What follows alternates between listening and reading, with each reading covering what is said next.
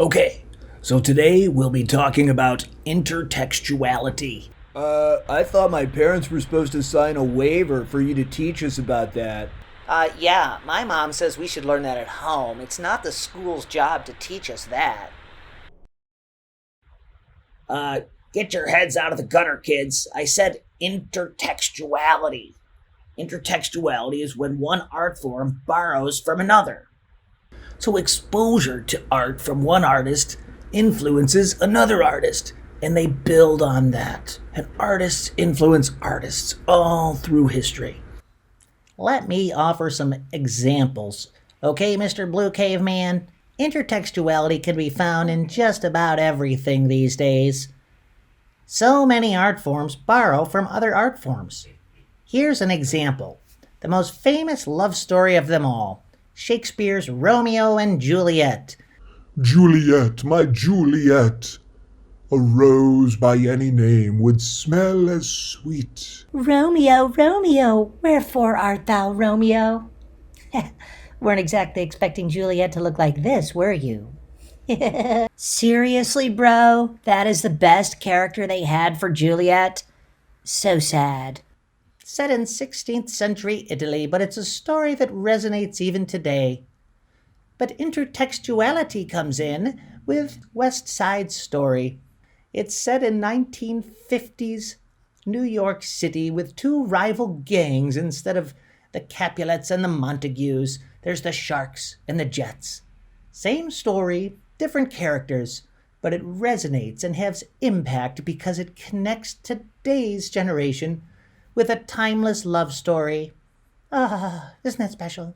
So, as you learned from the Blue Caveman and the little red creature, whatever that thing is that I'm doing the funny voices for, as you learned from those guys, intertextuality is when one art form borrows from another.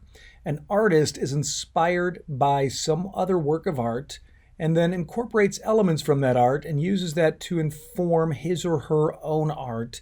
And moving forward, this process repeats.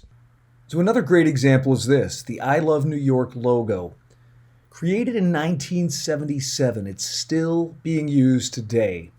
So this design has been widely praised by designers for its simplicity and its bold contrast. You've got the black lettering against the white background, and then a bright red heart that symbolizes the word love. This is actually what started our use of a heart in place of the word love.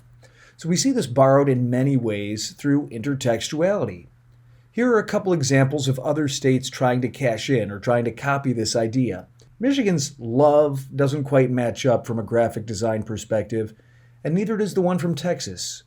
It's hard to top the original, but it's easy to borrow from an idea and then create a new idea to make your own unique work of art. And people have been copying off this I Love New York for years. This is probably my favorite. I heart accuracy. All right, and then you've got these comedians trying to come in, and I've actually seen these on bumper stickers, and so I grabbed them offline. How about this one? Try to say these out loud using the word in place of the symbol from the deck of cards, all right, from the suit of cards. How about this? What's this suit? Spades. I spade my dog. Get it? What is this suit? Clubs. But the I Love New York logo inspired all of these. And not only that, but Milton Glaser, who designed the I Love New York logo, later said that he may have been subliminally influenced by Robert Indiana's famous Love pop art image, which we see here on this postage stamp. So intertextuality is when one art form borrows from another, and it happens all the time. So intertextuality helps give psychological resonance and impact to an art project. And that means it strikes us in a more powerful, dramatic way. The art can have a greater impact on us if we're aware of things that come before it. Intertextuality is everywhere. Another example is Michelangelo's Pietà, a famous sculpture at St. Peter's Basilica in the Vatican in Rome.